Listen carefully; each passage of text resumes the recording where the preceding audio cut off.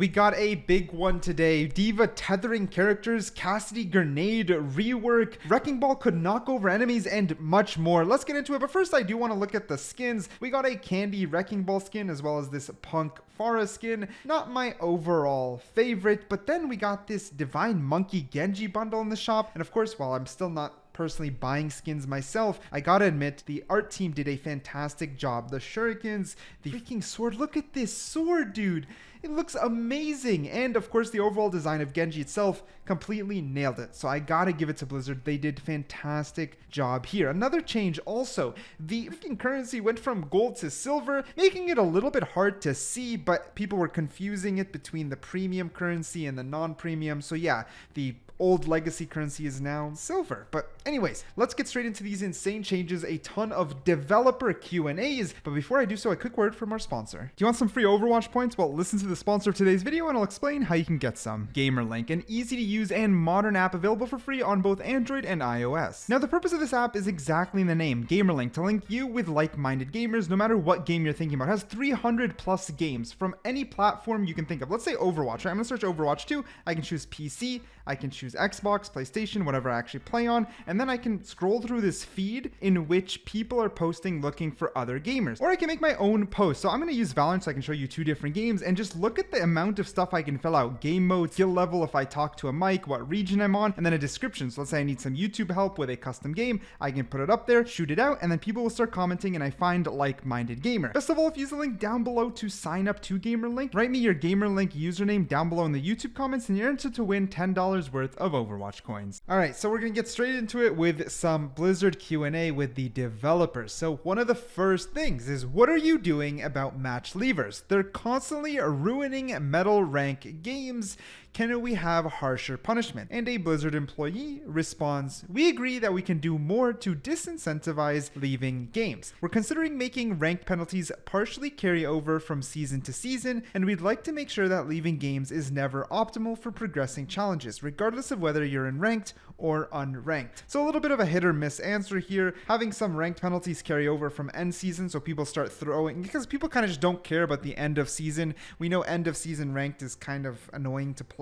I guess making penalties carry over is a good start, but that's kind of the most that we're getting out of this answer. Next question. Many have noticed that games in Overwatch 2 are often very one-sided. Most of the community seem convinced it's caused by poor matchmaking, but is it? How much of it is actually a byproduct of faster and more punishing gameplay in Overwatch 2? Are you looking at ways to make matches feel more fair outside of adjusting the matchmaking? Then Blizzwinter responds, it's certainly a complex issue. We do suspect that some aspects of Overwatch 2 can lead to the game feeling more one-sided than Overwatch 1 did in some cases. We've been looking at all sorts of issues and how that affects one-sided games. We know levers cause matchmaking to feel bad in quick play because our priority is to get a player into the match as quickly as possible. And this doesn't always mean the player that is backfilled is a good fit for the match that the other one left. We think we can improve our process here in the future. All right, so a little bit sidetracked answer, to be honest, but he's saying that the backfill feature isn't great because it might fill someone in who wasn't as fitting for your team as the lever. That makes sense. Again, mainly just a quick play thing. They then go on to say, addressing more punishing gameplay, specifically, we know that getting back spawned or spawn killed if your spawn room just shut down due to an objective capture are bigger swings since we have fewer heroes in a match. We're looking on a solution for these issues for Season 4. We know that there isn't a silver bullet for solving the issue of one-sided matches, but we're attacking the problem from several angles simultaneously. Okay, not a terrible answer all around.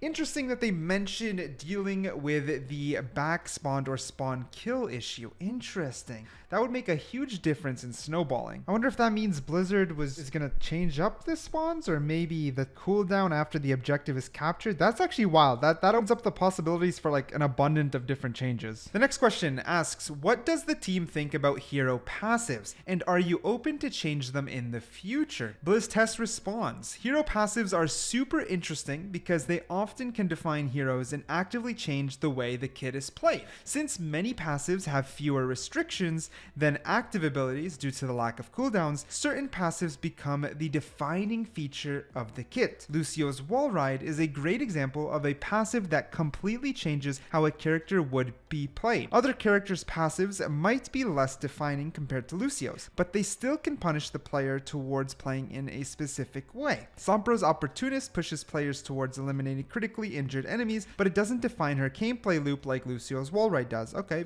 very true. They continue to say, when it comes to changing hero passives, I think everyone's open towards anything that will improve the game, but there definitely are difficulties when it comes to changing abilities that players have grown attached to. We have more flexibility in adjusting role passives, which we've done a few times since our beta last year, which makes sense. Like if you were to change Lucio's passive, it just destroys the character, but someone like Sombra's is a little bit more up and open to having itself reworked. Again, the answers aren't huge yet, but all good. I feel like the community sometimes loses patience waiting for balance changes because they do not fully understand what are you doing behind the scenes to balance the game and or create new heroes, and therefore how long it needs to take. What are the different roles in the team, the methods and timeline and typical work y'all do in order to balance the game? Blizalec responds, I love these types of questions. It depends on the types of changes we want to make. Let's use two changes as an example here. Orisa's recent Fortify nerf, 125 to 75, is something like Brig's upcoming ultimate rework. I'm going to try to answer this without really revealing too much about the change. Wait a minute.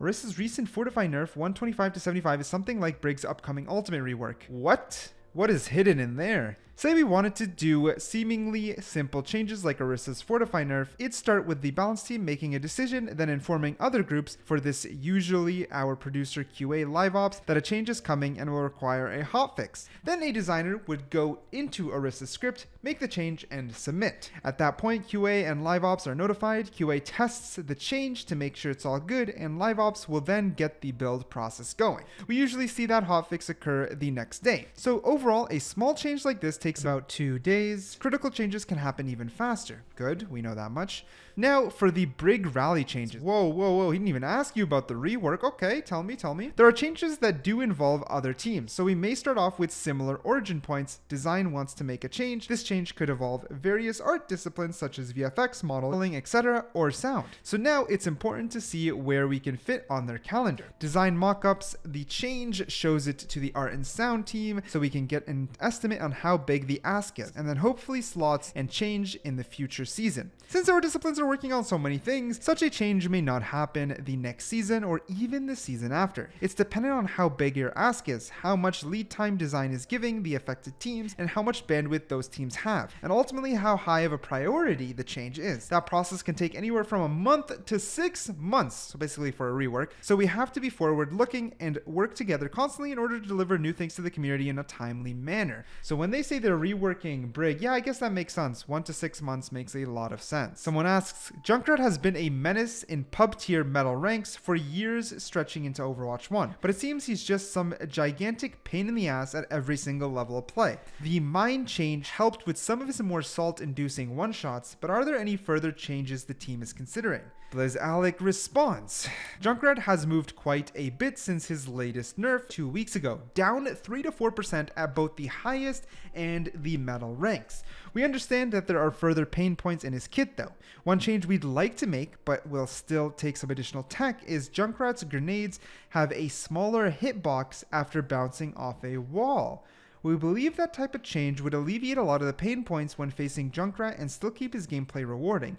No timeline though, it involves multiple teams. Oh, they might actually make his hitbox smaller after after it bounces off the wall? Damn, that's actually kind of crazy. Someone asks, we've heard a few times recently that the hero design and balance team are working towards reducing pain points in the game, CC, one-shots, etc. There has also been some criticism, observations, that new heroes are much more flexible than older, more simple, honest heroes. What have you learned from Overwatch 2's launch that will inform your hero design for new characters as well as reworks for older heroes? We have been revisiting some of our hero design philosophies and seeing how they line up with Overwatch 2. One of the core pillars we have when developing a a new hero is counterplay in mind. Heroes should have clear strengths and weaknesses, as well as space for situational upsides. Some of our recent heroes may have been doing too many things while on launch, without those weaknesses to offset their strengths. As we look into the future, it's quite easy to look at the positive feedback surrounding added complexity in the hero kits, and continue down that path. For us though, creating Overwatch heroes will always be about variety and making sure there are different playstyles with varying amounts of complexity. We tend to look at this over the course of the year, balancing those 3 hero releases so that there's healthy mix of playstyles. And obviously we've seen this with people like Kiriko and Ramatra having peak strengths that were way beyond what we expected for new heroes. So I guess they'll tone them down, or more so they're gonna have a philosophy of designing a hero with a weakness in mind. I like it. Are there currently any updates you could give us on a Cassidy rework or update to his kit? It was stated on Twitter the team ultimately wants more utility for him. The buffs this recent patch helped him a ton in damage, but there's still complaints about his grenade being awful to play with and against. Are there possibilities for his flashbang to come back? Thanks. Blizz responds, "This is something we are actively working on and have tinkered with iterations internally.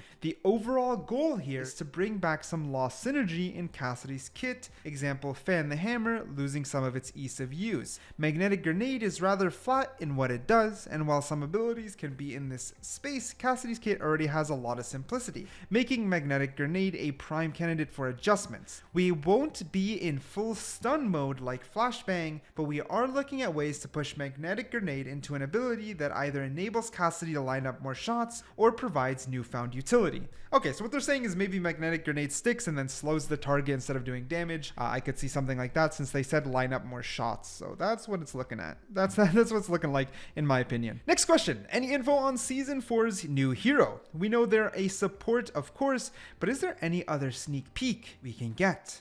Blizz responds, "Gonna have to wait a little bit longer, but I'll echo something Aaron said earlier, that the next hero will have really exciting ways of interacting with your team. Can't wait to share more soon."